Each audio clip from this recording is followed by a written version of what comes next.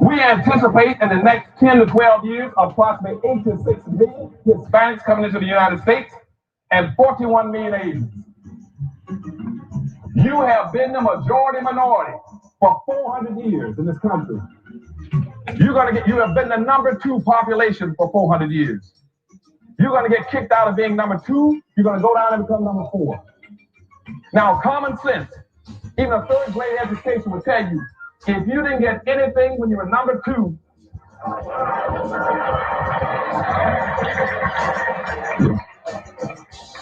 you all jumped ahead of me, but anyway, guess what you're going to get when you become number 4. President Biden, do you support reparations? Well, I mean, since I haven't spoken on this, got a chance. Number one, the reason we're the country we are is because of immigration. We've been able to cherry pick the best from every single continent. The people who come here have determination, resilience. They are ready to stand up and work like the devil. We have 24 out of 100 children in our school today is Hispanic. The idea that we are going to walk away and not provide every opportunity for them is that not only stupid and immoral, but it's bad for America. They are the future of America. Systemic racism that has plagued our nation for far, far too long.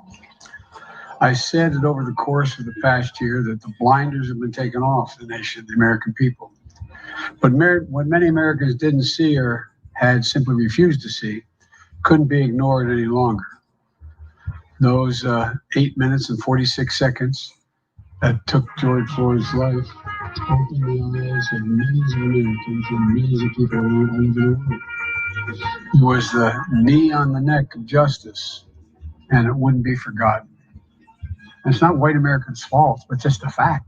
At the very same time that America refused to give the Negro any land, through an act of Congress, our government was giving away millions of acres of land in the West and the Midwest, which meant that it was willing to undergird its white peasants from Europe with an economic floor. But not only did they give the land, they built land-grant colleges with government money to teach them how to farm. Not only that, they provided county agents to further their expertise in farming. Not only that, they provided low interest rates in order that they could mechanize their farm. Not only that, today, many of these people are receiving millions of dollars in federal subsidies not to farm, and they are the very people telling the black man that he ought to lift himself by his own bootstraps.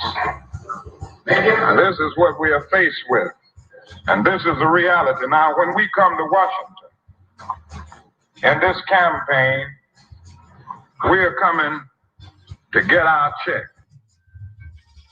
We are owed $104 trillion on the very low end, plus $735 billion recurring.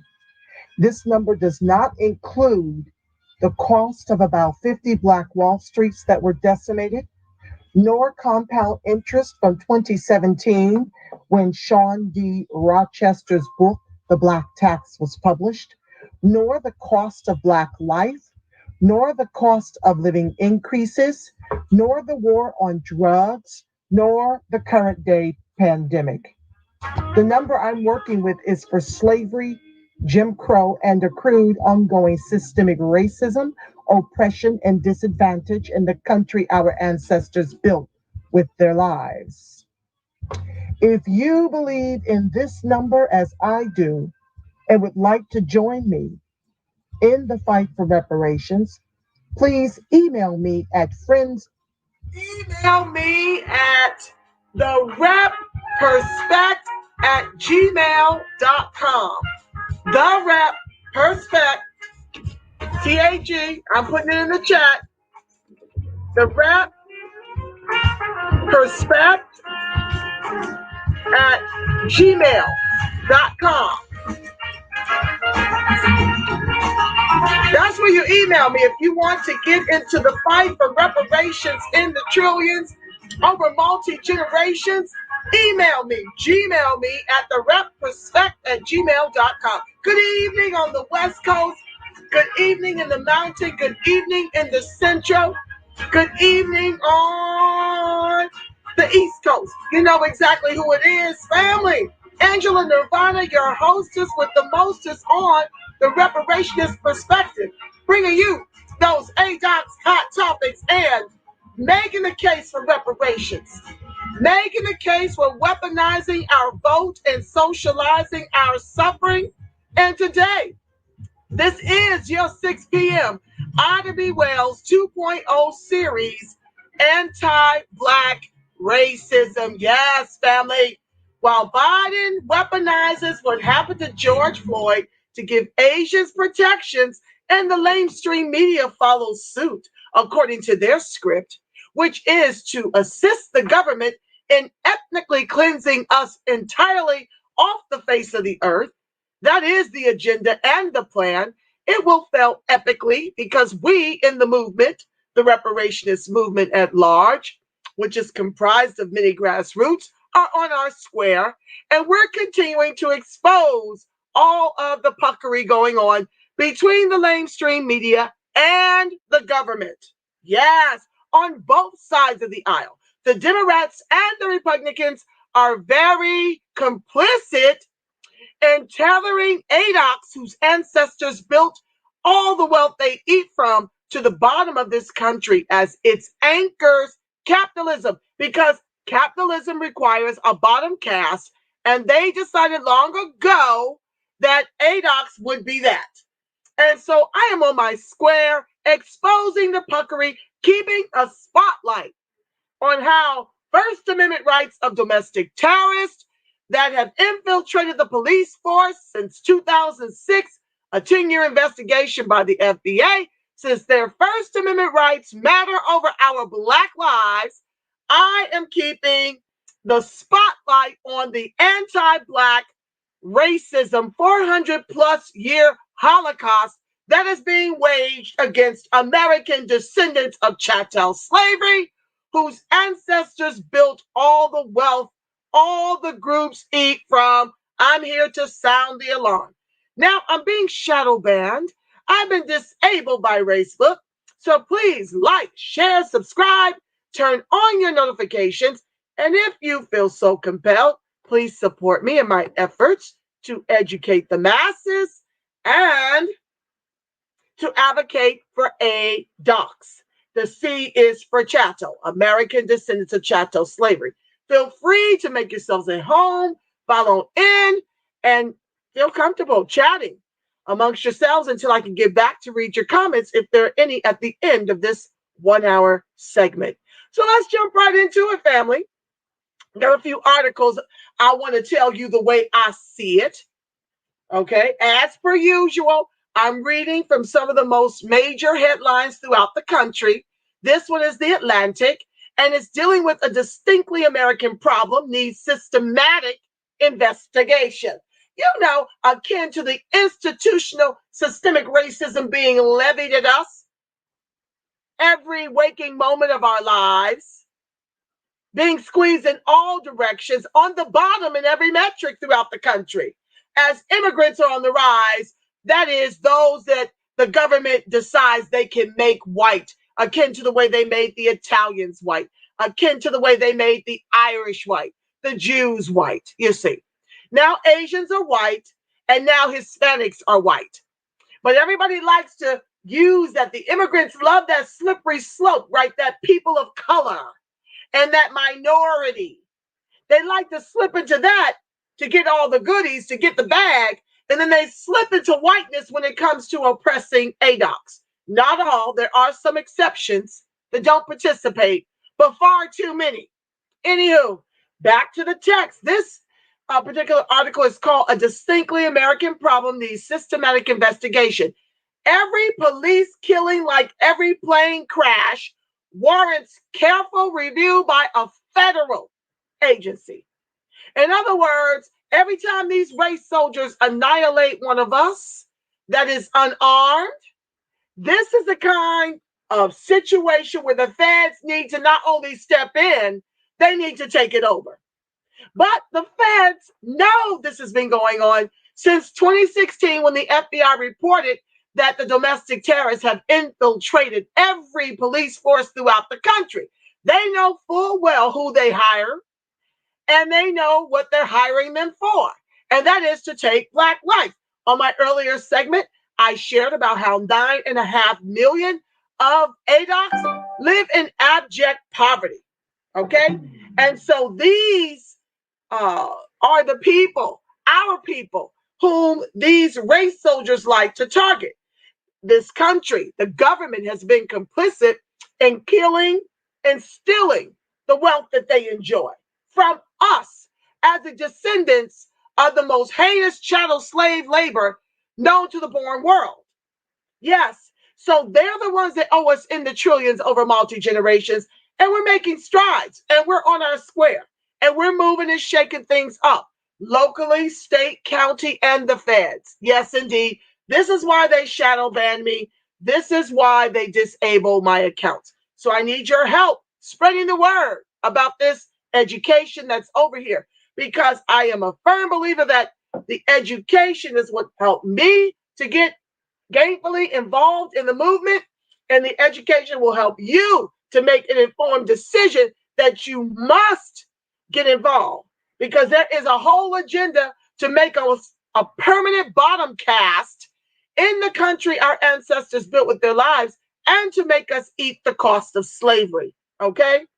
So please like, share, subscribe, turn on your notifications.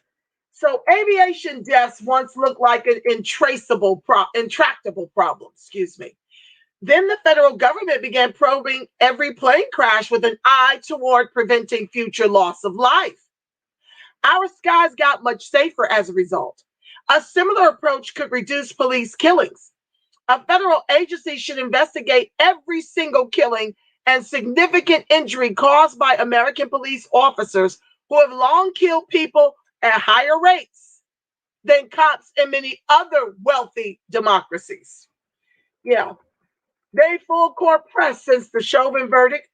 They were full court press when Chauvin got arrested. I mean, the beat goes on. They have not stopped executing us. Since George Floyd, for many of you who don't know, 181 unarmed Black people have been executed by the race soldiers. But they want you to get distracted by the Black on Black crimes and murders that are happening because of people who have been neutralized economically by design of institutional systemic racism. That's what they want you to pay attention to. Not to the fact that these racist police stations, these police departments, intentionally hire the race soldiers. They said to not hire them just because they're associated with the KKK, the skinheads, and the neo-Nazis would be a violation of their First Amendment rights. But me and many like me in the reparationist movement's rights are impeded upon all the time when you have Racebook and ScrewTube deciding to shadow ban and disable our accounts. We can't speak freely, but these domestic terrorists can freely get employment on the dime of our tax dollars. We get to pay twice for our executions. We pay their salaries, then we pay their civil suits. So they can get away with murder. They can get a job, first of all. They can get a job. That's not the ADOC's life. ADOCs are struggling. We have the highest rates of unemployment and underemployment, but the KKK, the skinheads, and the neo-Nazis are welcome over in the police departments where they can police our communities with qualified immunity and execute us with impunity. While Biden protects the Asians and gives AAPI $80.5 million for their COVID relief. We're dying disproportionately from COVID, but they get $80.5 million for their COVID relief, for their domestic violence, for their anti-Asian racist sentiment, 68% of which is verbal assaults. Back to the text. Police killings and protests against them have loomed large in the United States politics for at least the past 7 years. No, we've had an anti-lynch bill that we've been waiting to be turned into law by the Congress for about 100 years now. Back to the text. Right now, the nation is focused most closely on the trial of Derek Chauvin, who infamously knelt on Mr. George Floyd's neck, even as new protests erupt in Minneapolis over the killing of Daunte Wright, who was shot to death by a police officer who says she intended to discharge her taser. I've already done this story. On Thursday, the city of Chicago released footage of the fatal police shooting of 13-year-old Adam Toledo. The number of police killings of unarmed people appears to have dropped since the Washington Post began keeping track in 2015. Officers killed 95 that year, then 54 in 2019, and 55 in 2020, according to the newspaper's database. The drop might represent progress. It might also be a fluke. Regardless, total fatal shootings. Let me silence this.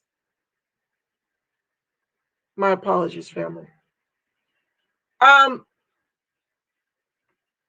The drop might represent progress. It might also be a fluke. I just don't believe these numbers. The last article I looked up, there was 181 Black people unarmed who were executed by the race soldiers since George Floyd. So I don't know about this 55 in 2020. Anywho, back to the text. The drop, okay, regardless, total fatal shootings by on-duty police show no such decline. From 2015 to 2019, the newspaper recorded just under 1,000 such incidents a year nationwide. Last year total alone was 1,021. But they like to lie about this. Officialdom's primary response to police shootings and other uses of deadly force is currently backward-looking and legalistic. Local authorities review a killing to determine whether laws and department policies were followed. The most egregious police killings renew protests that succeed in generating attention, statement of concern from corporations, and gestures of solidarity from progressives, but not in reducing police killings. That's going to take to stop hiring the domestic terrorists, to stop giving them a badge, a baton, and a gun to come into our communities and execute us with impunity. It's going to require putting an end to qualified immunity. As long as these domestic terrorists know that they can execute us and get away with murder, which is what Chauvin was teaching the rookies how to do, which is what Kim Potter was teaching her rookie how to do. You see, we're their target practice. Chauvin was shocked to be convicted on all three charges. That's not what his privilege told him he could do. His privilege tells him he can execute us with impunity and never have to be convicted. Back to the text. That cycle fuels anger, fear, polarization, and civic dysfunction, including occasional riots with cultural effects that most Republicans, Democrats, conservatives, progressives, and libertarians dislike. Most everyone would benefit from more constructive responses all around. A faction within the Black Lives Matter movement is proposing potentially valuable policy changes at the local level. Well-researched initiatives such as Campaign 0 and 8 Can't Wait would encourage community oversight of cops, more restrictive policies toward the use of force, and other specific reforms that appear likely to save lives. But among fellow activists, they are losing mind share to another faction that advocates for defunding the police, a non-starter among the broader public. Quote, the only thing most people can seem to agree on, even at the height of the protests after George Floyd's death, execution, is that they're against the idea of defunding the police. 538 reported recently in an assessment of survey data, quote, and this remains true today, even among Black Americans and Democrats. Me speaking. A lot of why people, ours especially, are opposed to defunding the police is because of what happened with Rayshard Brooks when the DA came after the race soldier that killed Rayshard Brooks. Once that happened, the police simply stopped showing up to work. And so now, rumor has it that Atlanta is overwrought with thieves, crimes, black on black crimes and murders, overwrought. So the biggest fear in our people not wanting to defund the police is because they've been redlined into these environmentally racist war zones. Okay? This is why. They need to be able to call on somebody, but the Democrats and Republicans alike, their benign neglect of us as a people, and the fact that by design of institutional systemic racism, we've been tethered to the bottom of this country as the anchor of capitalism, which means they stripped everything up out of our communities.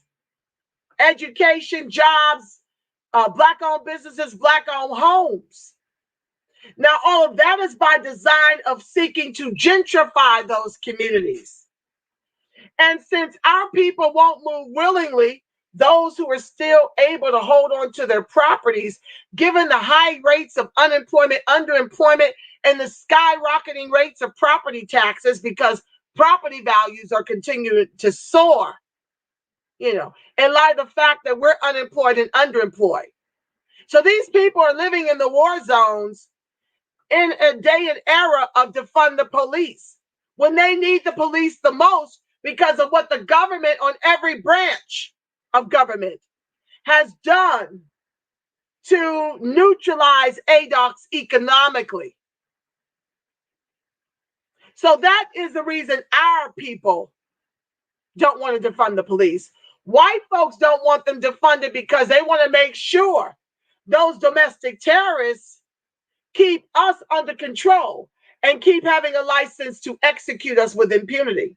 Since you've already got the badge, stay over there and handle that so they're not in our neighborhoods stealing and killing in the same way we did them after they fought and died for their emancipation. Us, that is. Yeah. White folks killed and stole all the trillions they benefit from right now, while telling ADOX to pull ourselves up by our bootless straps. And if you would just reprioritize the way you spend, you too could have wealth. Lies. So I just wanted to explain that. Moving on. The most constructive way that the federal government responds to avoidable loss of life is arguably in its treatment of aviation. Whenever a plane crash occurs, big or small, headline grabbing or obscure, a team of experts is dispatched to reconstruct exactly what happened. The aim isn't to advance a legal process or punish wrongdoers, but to figure out which changes, if any, could prevent it from happening again. This is not rocket science, family.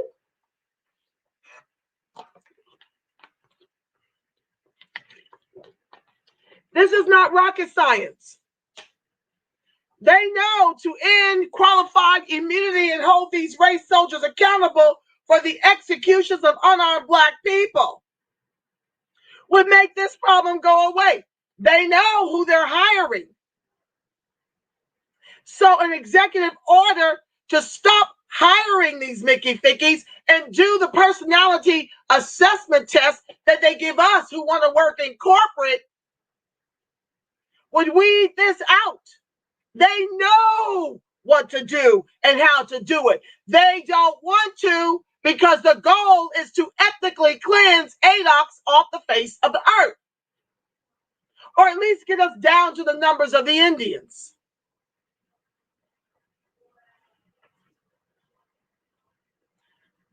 Aviation is safe in large part because it learns from its disasters, my colleague James Fallows, himself a recreational pilot, has argued.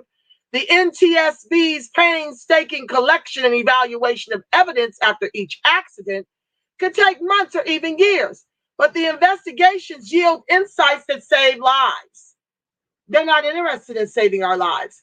They're telling us that the First Amendment rights of the domestic terrorists that they hire in the police departments supersedes the value on Black life.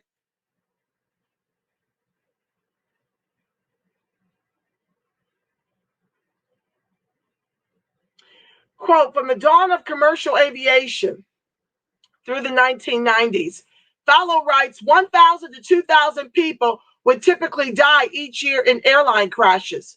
Today, the worldwide total is usually about 1/10 that level. What if every police killing triggered that sort of response?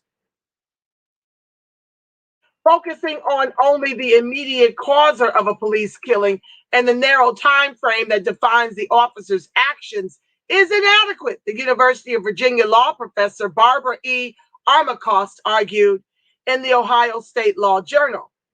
Because the killing of unarmed civilians by police results from multiple causes, both human and systemic, that set the stage for the tragic moment when the shot was fired. A broader NTSB style approach would not ignore any factors. But they wouldn't do anything about it. If the FBI told them in 2016 this was a problem that you're hiring domestic terrorists on the police force throughout the country since our 10-year investigation from 2006, what would this render?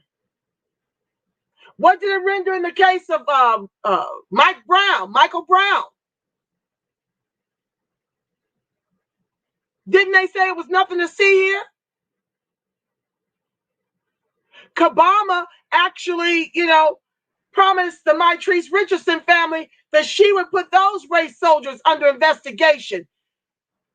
Mitrice Richardson, look up the story. I don't have that long to go into it, but basically she had a bipolar episode, beautiful sister up in Malibu, and the race soldiers arrested her, told her mom, who lived a bazillion miles away, like South Central somewhere, in the dark, who said it was hard for her to drive, would they keep her in holding until the morning when she could come to pick her up? They promised they would, and then let her out to her own devices without cell phone, without any car, no keys, no nothing. And then she turned up dead. And when the family thought Kamala, I call it Kabama, when the family thought that she was going to bring charges against the race soldiers who freed her, after you can hear it on the recording, them talking to the mother, telling the mother that they would hold her, Kabama weaponized what happened to get the black vote to become the senator. As AG, she did not prosecute those race soldiers. She won, and then she shot them when their guns were empty. She won because they thought she was going to bring the race soldiers to task. She was going to hold them to a standard and actually have them prosecuted, or at least a real investigation. It was open and shut pretty much. After she won the election, after she became the senator, that case was closed. Look it up. Mitrice, Mitrice Richardson. Okay? I tell you no lies. So that's what happens. You've got the FBI saying the domestic terrorists are being hired. And when you do bring in the feds, you don't do nothing but get paid to investigate and then say there's nothing to see here.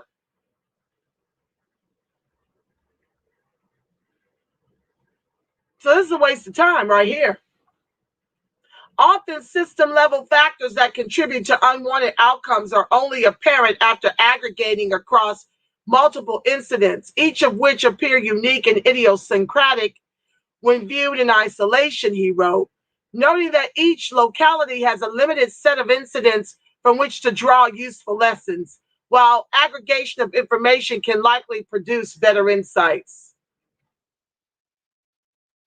They go where they can get away with murder. Another advantage, he argued, is that a federal agency's investigative protocols could be consistent from case to case, unlike a local DA who, in deciding whether to seek the conviction of a police officer, is making procedural decisions in real time while investigating an incident that differs in important ways from more routine investigative business. Finally, an NTSB-like approach would be separate from the criminal process, as Heaton wrote. The current investigative paradigm focuses almost exclusively on whether use of police force was legally justified, which is an adversarial approach that discourages open sharing of information. Excuse me.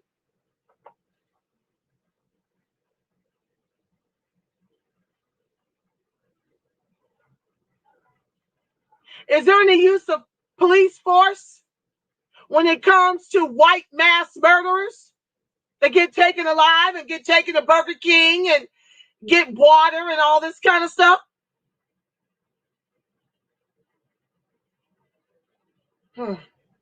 Moreover, it fails to recognize that many incidents that could be perceived as legally defensible, such as situations in which officers mistakenly believe themselves to be in imminent physical danger, are undesirable from a societal perspective, and in some cases can be prevented. That's their common go-to. I fear for my life. An NTSB style investigation wouldn't preclude criminal charges for police any more than it prevents the criminal prosecution of a pilot who drank on the job before a plane crash.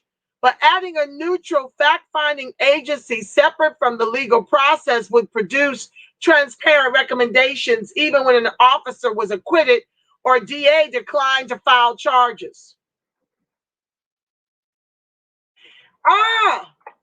During her presidential campaign, Vice President Kamala Harris aired an idea much like the one Heaton outlined. Oh, really? She vowed to create a National Police Systems Review Board, which would collect data and review police shootings and other cases of severe misconduct and work to issue recommendations and implement safety standards based on evidence revealed in these reviews. Where's it at? How many of us actually have to be executed before she implements this or brings it up?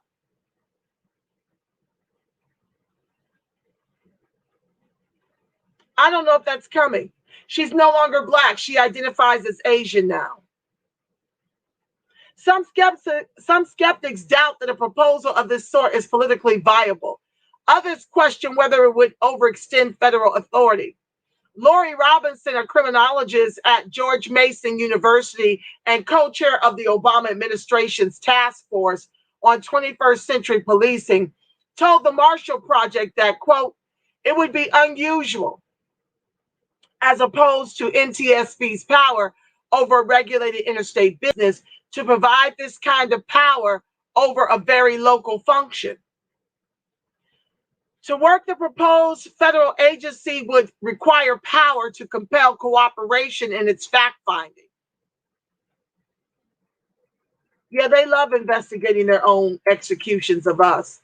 Reflecting a focus on prevention only, parts of an NTSB investigation are inadmissible in judicial proceedings.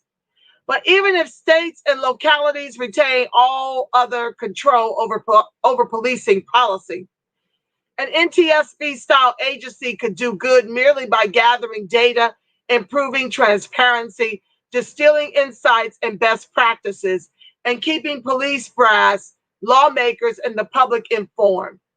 Plus, everyone who cares about decreasing the numbers of people cops kill every year would have something to focus on beyond a process of criminal accountability ill-suited to bringing about progress. Just the way it was designed to do. Early on, perhaps a mere fraction of jurisdictions would follow federal investigators' advice. But if those jurisdictions saw sustained declines in police killings, their example would be powerful.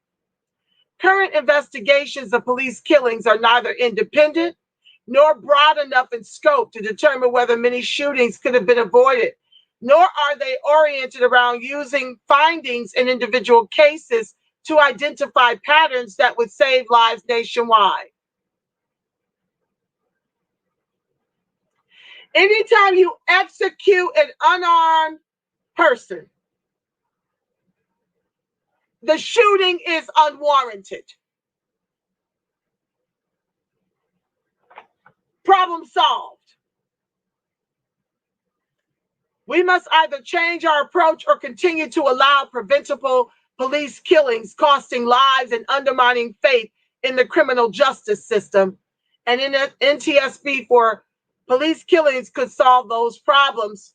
Let's try it. Connor Friedersdorf is a California-based staff writer at The Atlantic and very naive. Friedersdorf, very naive, but nice try. Next, let me see how y'all doing over here. Hi, family. What's up, Brian?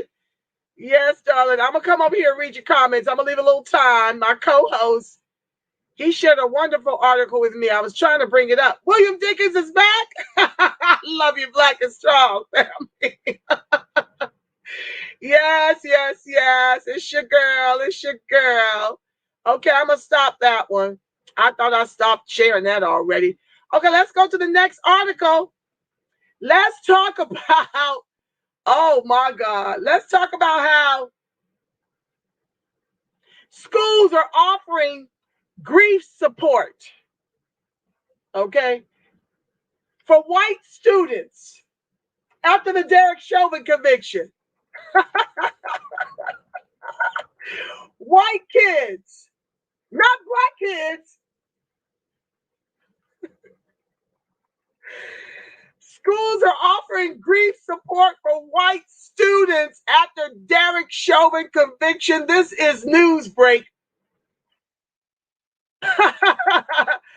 Oh my God. Former police officer, white inferior race soldier and glacier donkey Derek Chauvin was convicted of second-degree murder, third-degree murder, and second-degree manslaughter in the death of George Floyd on April 20th. Immediately following the verdict, the school district of Piedmont, California thought it was a good idea to offer grief counseling for white students. The SF Gate reported that Cheryl Wozniak, the Assistant Superintendent of Educational Services in Piedmont Unified School District, sent out an email on April 21st to students and staff at Millennium and Piedmont High Schools in light of the verdict against Derek Chauvin for the murder of Mr. George Floyd last year. Quote, "We are offering a restorative community circle to support white students who would like to discuss how the trial, verdict, and experiences related to the George Floyd murder are impacting you." An email from Wozniak obtained by SF Gate reads, "Two counselors were also available, as the email also stated that they were holding a space for our white students to process and share with one another." The SF Gate also reports that the student population across Piedmont Unified Schools is 74% white, 20% Asian, 3% Hispanic, and 3% African American. No therapy for the African American children who had to be traumatized if they watched the trials. Prayerfully, the parents didn't let them watch it. But they don't get to talk about what it feels like to be ethnically cleansed out of the country by the race soldiers, the domestic terrorists with a badge and a gun and a taser and a baton. They don't get therapy for that. The white children get therapy, you see. traumatic it must be. I gotta laugh to keep from screaming. How traumatic it must be for the white children to see one of their very own white inferior race soldier glacier donkeys convicted of all 3 charges. Why, that's not the way our white privilege should work in America with 3 Ks, right? Among the nearly 900 students in the district's 2 high schools, Piedmont and Millennium Alternative, 62% are white, 16% are 2 or more races, 12% are Asian, 8% are Hispanic, and 2% are Black. Quote, support circles, close quote, were also held for all other races lumped together as BIPOC. More flattening of Blackness to hide this country's heinous history and 400 plus year Holocaust of American descendants of chattel slavery.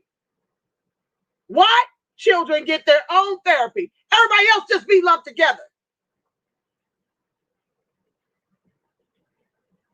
The annihilation of ADOX by these white inferior race soldier and glacier donkeys is not happening to white students. It's not happening to Asian students, less than 1%.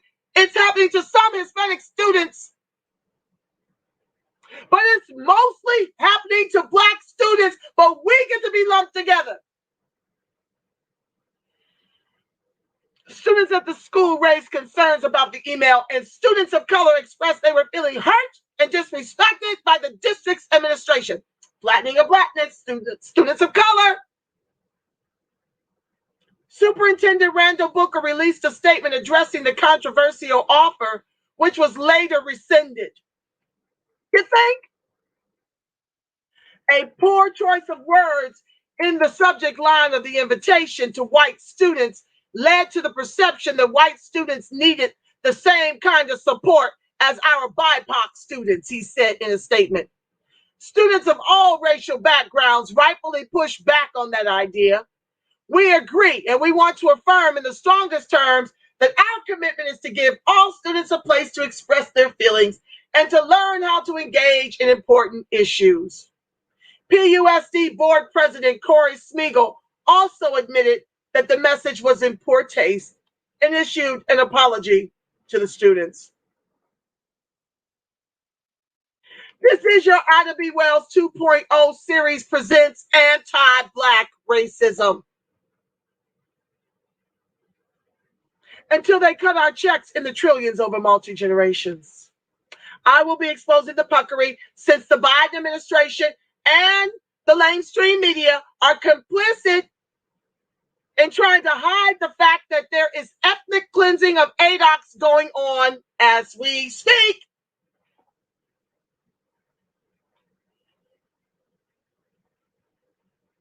Next.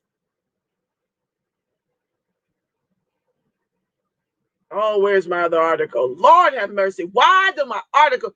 I got too many open, y'all. Where do I want to go next?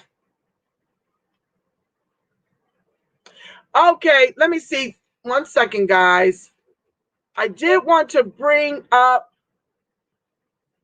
Brian shared an article. I wanted to talk about that. It's not on the menu. Let's see here. Oh, let's go to the Disney article. That's kind of short. I've got about 15 minutes. Disney goes full-blown woke, trying to convince white employees of their racism. Let's see what they're talking about in here. We not over at Disney. Must be some BIPOC kind of drama. You know the BIPOC want reparations. The BIPOC want reparations. The anti-white brainwashing continues to metastasize throughout corporate America. The latest purveyor, the Walt Disney Company, On Friday, conservative journalist Chris Rufo, who has carved out a niche unearthing how critical race theory is afflicting big business, revealed Disney's Reimagine Tomorrow initiative for its employees. Now, let's talk about the critical race theory that's got everybody's panties in a bunch, especially the Republicans who don't want the truth of what happened and is continuing to happen to American descendants of chattel slavery. They don't want the history taught in the schools. They want their whitewash version with their very safe rendition of Harriet Tubman, Martin Luther King, and Rosa Parks. That's it. No more. Don't point out to us that we are white inferior race civilians and soldier glacier donkeys. We don't want to be reminded of the truth of who we really are. Don't you dare come over here with that 1619 project, Nicole Hannah-Jones.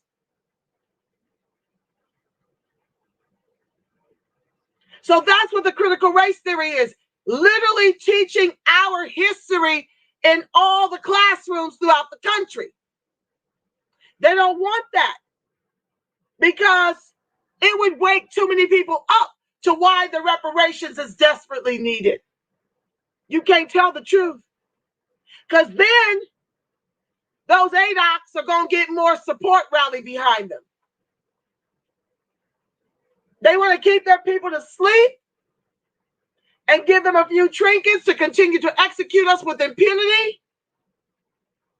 And then make other races white because their race is dying out. They can't have babies at the rates that we do. And we can't afford the babies we have. That's why they plop all the abortion clinics in our communities. Back to the text. In an article about the Disney program, Rufo said he obtained the document from several whistleblowers, anonymous, of course, because they feared being fired, who worry that Disney is becoming deeply politicized and that the Reimagine Tomorrow program is actually exacerbating racial conflict within the company. That's the same thing they say about the critical race theory, that it's racist to talk about racism.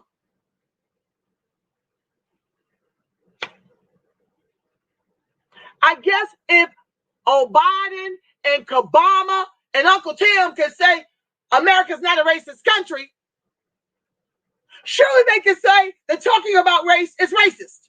Oh my God. Fix it, Black Jesus. In an article about the Disney program, Rufo said, I cracked myself up. I already read that part. Let me jump down.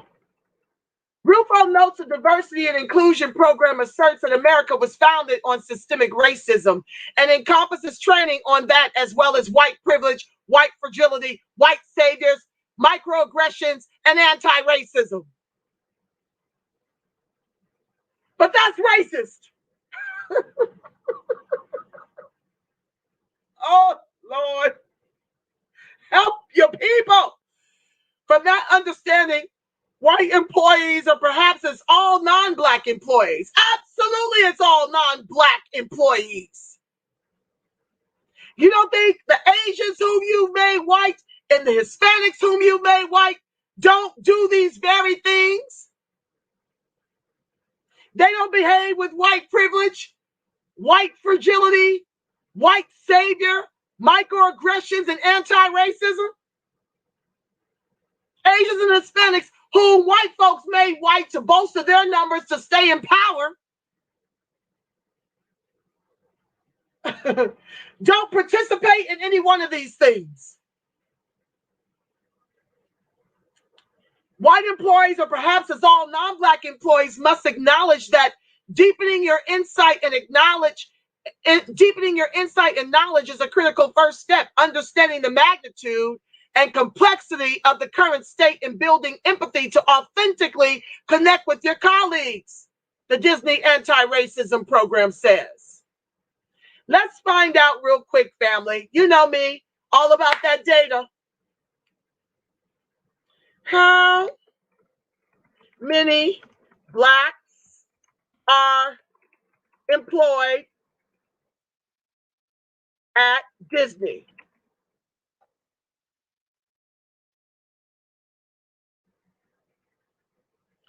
Oh,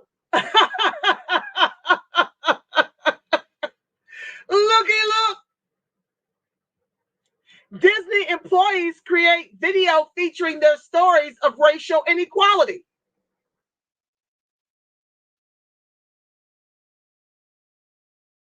Today, Disney shared a powerful video put together by a group of employees sharing their personal stories of racial inequality in our country. Disney says the video highlights the need for greater understanding, unity, and action. Disney continues, we believe that Black Lives Matter and that this message is one that everyone should hear. That's why we're sharing it with you. We agree. Let's see. Let's watch, family. With a jewel, with a nugget. We have found ourselves. This is rich. This is rich. Let's check the video out.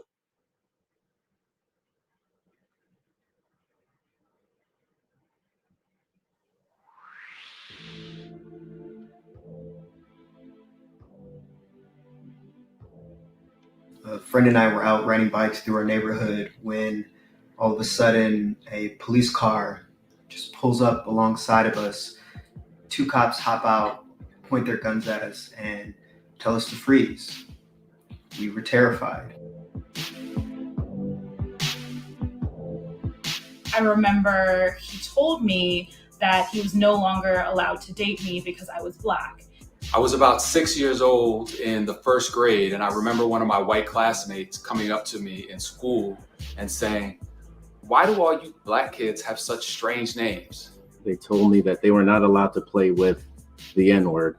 When I was walking to the fitness center in the mall at 5 o'clock in the morning, a Culver City police officer followed me for minutes, pulled his gun on me with no reason because he felt that I was potentially looking to rob or loot stores in the mall. When I told him I was an attorney, he didn't believe me. He put me in handcuffs, and within minutes, at least 10 to 15 more officers were there with me in handcuffs, me telling them what my bar number was, and none of it mattered. I can't watch the George Floyd video anymore, and the same with Ahmaud Arbery. And Breonna Taylor's murder, it just causes a visceral pain. What made it real for me was when Trayvon Martin died, and I asked my father, what would you have done if you had two boys instead of two girls? And he said to me, I would have raised them in another country. As a Black man, I'm fearful for myself. As a father, I'm fearful for my children. For me, it just makes me really exhausted. It's a constant reminder that I'm not really welcome here. We never get to escape the realities of being Black in America, no matter what. And so you deal with them as they come. It's almost like an obstacle course.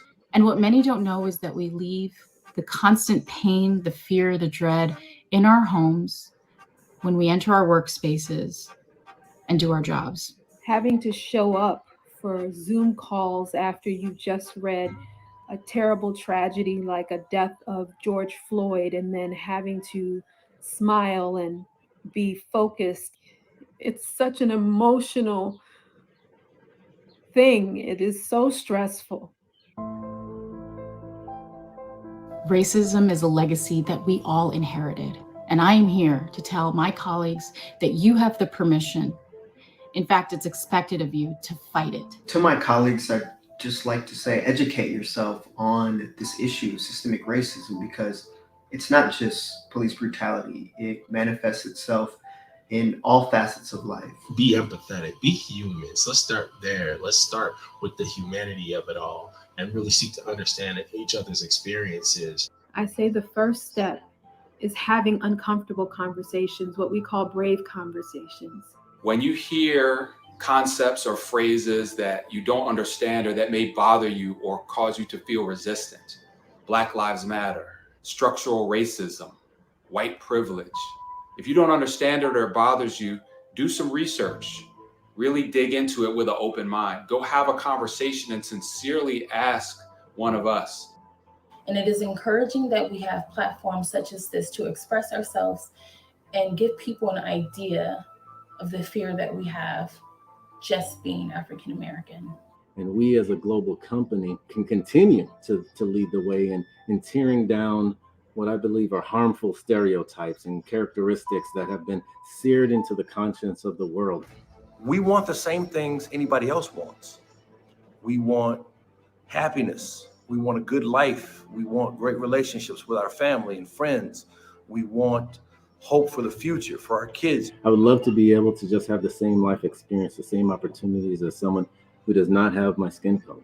But hopefully this is a reason for you to speak up in the future and be like, this isn't right. It isn't always on my black male coworker, my black female coworker to speak up on injustices. It's on you to speak up on it as well. We just ask that you become our allies, that you march with us, that you walk with us, arm in arm. Remember when we all together proclaimed Wakanda forever? This is what it looks like.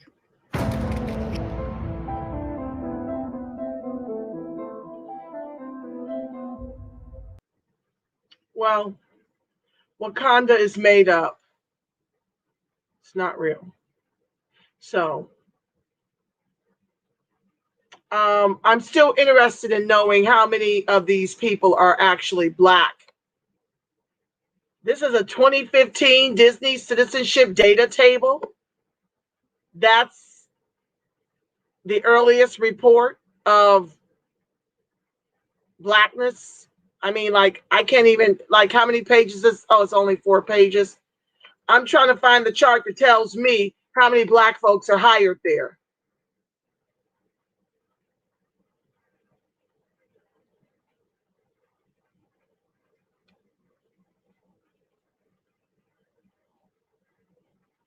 This report does not tell me anything. It's very dated.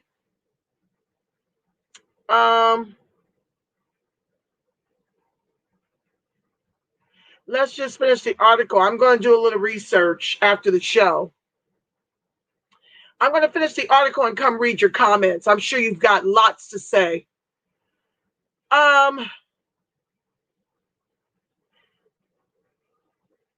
From that understanding, white employees are, okay, we did that part. Take ownership of educating yourself about structural anti-Black racism in the current and historical context, it continues. Accordingly, white employees must work through feelings of guilt, shame, and defensiveness to understand what is beneath them and what needs to be healed. In one section, the program cites the murders of Black people whose deaths were turned into causes by the national media. George Floyd, Breonna Taylor, Rayshard Brooks, among others, and notes that they and countless others are part of a long history of systemic racism and transphobia. Why do they always have to throw in people of color, minority, BIPOC, and transgenders? 98% of white folks are of the trans community. Less than 5% of ADOCs is gay. 98% of them are gay, lesbian, transgender. But we've always got to throw in transphobia. When these race soldiers execute LGBTQIA, they're not asking who are you sleeping with. They're doing it because of the color of your skin. They're executing you because you're Black, not because of how you're made up sexually. Not even how you're made up sexually. Who you sexing. Who you sexing ain't got nothing to do with these race soldiers when they annihilate you. I'm sick of them trying to make this LGBTQIA life matter, Asian life matter, Hispanic life matter, to just drown out that Black Lives Matters exist because Black lives don't matter. The race soldiers ain't executing you behind who you screwing. Disney, of course, skates right past the details and context of these deaths, excluding such facts that, for instance, Floyd and Brooks were committing other crimes and resisting arrest when they died at the hands of police.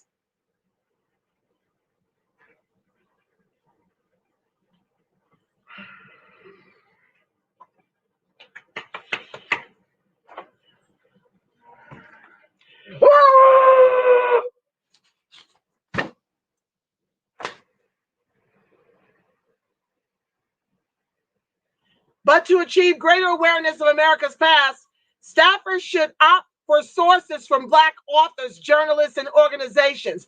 Do not rely on your Black colleagues to educate you. This is emotionally taxing.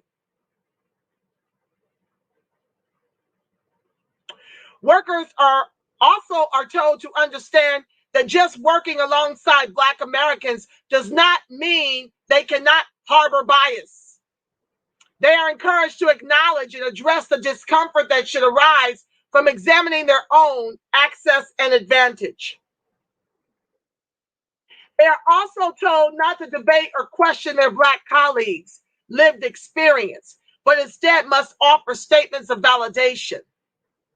They also must avoid conflating the Black experience with other communities of color. Woo! That's fire right there. I love that part. Isn't that what we're trying to do in the reparationist movement? Unflatten Blackness from all this other POC and BIPOC and minority and, oh my God. So we can be seen, so we can unmask the failures of this government toward American descendants of chattel slavery. This is epic. They've been watching the new Black media to be putting that language in there. I got to read that again. They also must avoid conflating the Black experience with other communities of color, since there is a unique history that has led to anti-Black racism. But isn't that the agenda? Isn't flattening Blackness the agenda of these white inferior glacier donkeys? To mix it all up so they ain't got to do nothing specifically for ADOX. Moreover, they must reject notions such as all lives matter or I don't see color. Hey! Okay, Disney. If an employee replies that he or she was taught to treat everyone the same, Rufo notes, that only provides evidence of the participants' internalized racism and white fragility. I love it. On another point, Disney calls equality a noble goal, but the real target is equity or equality of the outcome, not the opportunities. The initiative also includes a checklist so workers can answer, how privileged are you? I love it. Oh, Disney, you might have got this one right. It's ruffling this white inferior's feathers. The checklist is part of what Disney calls its 21-day racial equity and social justice challenge. That's what I'm fighting for. That's what the movement is fighting for. Social and economic justice and inclusion, which Rufo notes starts by asking employees to simply accept that they have all been raised in a society that elevates white culture over others. Once there, they must then reflect on America's racist infrastructure and think carefully about whether or not your wealth, income, treatment by the criminal justice system, employment, access to housing, healthcare, political power, and education might be different if you were of a different race, if you were Black specifically. This ain't happening to other races. I've shared with you that we are 44% of the degree down here in the 2004-2014 Color of Wealth LA. Look it up, free PDF download.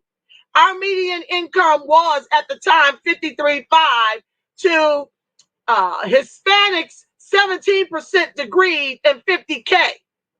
They were within $3,500 of our median income, and we were 3 times more educated, 2.5 times more educated than they were. Degreed. So this is good. I'm enjoying the article now. It's pissing off a white inferior. I'm loving it. I'm here for it. Let's finish it. Oh my God. How long is it? I have to pick this up tomorrow. Oh, I'm almost done, y'all. If an employee replies that he or she was taught to treat everyone the same, Rufo notes that only provides evidence of the participants' internalized racism and white fragility. On another point, Disney called, okay, I did that part. The initiative also includes a checklist so workers can answer how privileged are you. I did that part. The checklist is part of what Disney calls its 21-day racial equity and social justice challenge, which Rufo notes starts by asking employees to simply accept that they have all been raised in a society that elevates white culture over others. Once there, they must then reflect on America's racist infrastructure and think carefully about whether or not your wealth, income, treatment by the criminal justice system, employment, access to housing, health care, political power, and education might be different if you were of a different race. Moreover, Disney staffers are encouraged to personally change so they can pivot from white dominant culture to something different. This document urges them to pivot from white dominant ideas such as competition, individualism, timeliness, standard American English, fear of open conflict, and either or thinking, because these and similar values serve to perpetuate white supremacy culture. Instead, adopt collaboration, collectivism, sustainability, vulnerability, and self/community care. Lastly, Disney includes 75 helpful hints to help employees get over their whiteness. These include efforts to defund the police, decolonize your bookshelf, participate in reparations. Ooh, ooh, ooh. Come on. Come on, ADOS, FBAV1. I see you, family. Come on. Participate in reparations. Rufo closes his piece by, it may not be cash, but reparations is on their lips because of our movement. Give yourself a pat on the back. And a round of applause. That's what's up. Rufo closes his piece by noting that his sources at Disney say they get bombarded with anti-racism propaganda almost daily, and that they tell him Disney actively discourages conservative and Christian employees from expressing their views. Rufo suggests that is part of Disney's effort to, quote, achieve ideological purity. Disney's premise has always been to provide an escape for middle Americans, but its executives seem to harbor growing contempt for the very people who visit their amusement parks, watch their films, and buy their merchandise, Rufo writes. Let me tell you how I see it. I'm going to read it the way I would read it.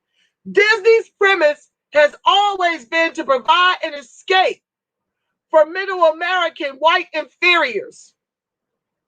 But its executives seem to harbor growing contempt for the very people who can afford to visit their amusement parks, watch their films, and buy their merchandise. Angela Nirvana edits. Once known as the happiest place on earth, Disney has now committed to becoming the wokest place on earth, whatever the cost. That was rich. That was rich. I enjoyed that. I didn't think I would. I didn't think I would enjoy it so much, y'all. Let's see what my co-hosts have to say about it before I pray y'all out and give y'all that covering. We're at 7-Eleven. I know. I'm over an hour. Forgive, and forgive some more. Okay, now I was trying to share with y'all that we are going for a new ethnicity down here in California. I was trying to get y'all's help to send one little email, but you see, it did not copy and paste well. So I don't even know if you can see those comments because I tried to hide them. because it was just all over the place. Yes, California is moving. We ain't playing with it. We want to be recognized as Black American descendants of U.S. chattel slavery. We want to unflatten Blackness so that we can unmask the failures of the government on every level of office, local, county, state, and federal, so we can get these reparations in the trillions over multi-generations on every level. Brian says immigrants are white when it benefits them, then slip and slide into their ethnic roots when it means even the remote possibility that ADOCs are about to get a come up. Brian, that was fire. You know it, family. I don't think I went up. Okay, there we go. Brian also says, in essence, we need the government-sanctioned militia to protect us from a problem exacerbated by government-sanctioned discrimination.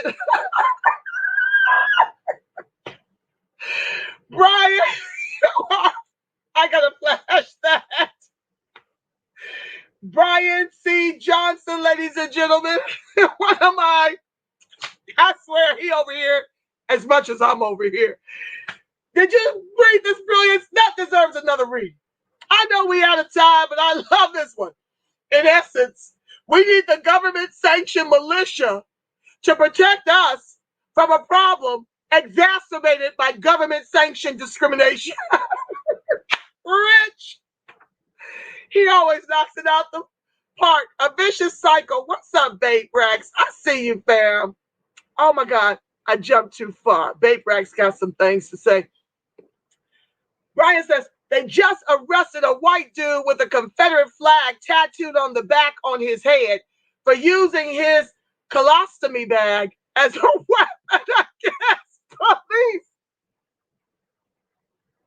You can't make this stuff up. Okay, tomorrow we're going to dig into another article I couldn't get to today. I'll start with this one, and then I'm going to introduce one that Brian shared with me. For some reason, I couldn't pull it up without a bunch of ads. So tomorrow we're going to actually talk about it. How violent white folks, we're going to talk about the violent white folks taken into custody with loving care by the police. Yeah, exposing it on your anti-Black racism series, okay? This is the way I protest. This is the way I march. I use my mouth, okay? I tell it like a TI is, okay? Yes, I do. And this is the way I vent and get it off my chest, and I'm glad y'all here for it. We're going to share some videos of these white folks that was taken alive and all the puckery with them, how they are, even when they execute them, they're taken alive. Even when they execute the race soldiers, they're taken alive. We're going to show some of that. I won't show us being traumatized by the white inferior racial donkeys, glacier donkeys, but I'm going to show them in all their white inferior glory tomorrow on your segment of anti-Black racism tomorrow at 6 p.m. Okay, let's see what else y'all got to say. Brian says, miraculously, he made it out alive, although he duked it out. D-O-O-K-E-D. You need to stop. He is so funny.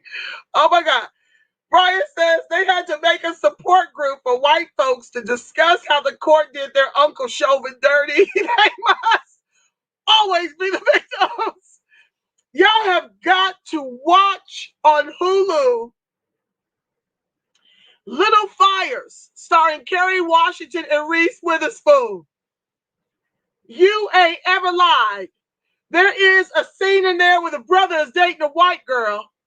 The white girl used the sister's story of discrimination by her math teacher, who did not want to promote her to the next level in AP math. That's what they're doing to us. They're keeping us behind in education so that we will be denied opportunities to advance. Oh, yes, a whole agenda for that. Anywho, the white chick used the little black sister's discrimination story to get into Yale. And when the black chick told her black boyfriend, all hell broke loose. And you should have seen Becky. I think she goes by Lexi. You should have seen Becky cry in a river because he would not let it go. And he never found out that after he knocked her up, she used the sister's name when she went to the abortion clinic because her mom was best friends with one of the doctors. I swear. So when you say they must always be the victims, that series comes to mind. It's binge worthy. It is so much white fragility and white superiority and white, my God, there was an Asian woman who could not afford her child. She left her at the fire station and a white family ends up getting her. And the sister, Kerry Washington's character, she ends up, this is a fire series, y'all. I need to do this on my series about the movies review. And I'm going to do this one because it's fire. It was rich, all of what came out of it. I'll be doing that segment real soon. It's going to be my movie review. But I'm telling you, they bring it all the way out. They show you, right? They show you the institutional systemic racism is played out by these two very different families. Anywho, the sister, played by Kerry Washington's character, finds out that the rich bee, whose kids are off the charts and end up burning all the shit down. Y'all go see it if you watch it. I'm not going to give too many spoilers away. But do you know that once the sister found the Asian woman's baby, they had to go to court over this child because she wanted her baby back? It was heart-wrenching because the rich father that lived on the huge estate, who was defending the white couple's right to keep the woman's 1-year-old child after she found her, after she came to herself and wanted her baby back. She simply couldn't keep her child because she was an illegal in this country and was very afraid that, if she went to try and get help, she would get kicked out of the country. But when she came to herself, she wanted her daughter back.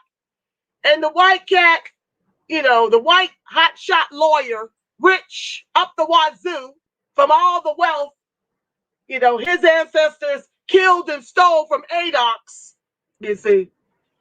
He told his wife, who was very concerned that her white friends would not be able to hold on to this baby through adoption, that the judge would reward the child back to the mother, the one, her birth giver.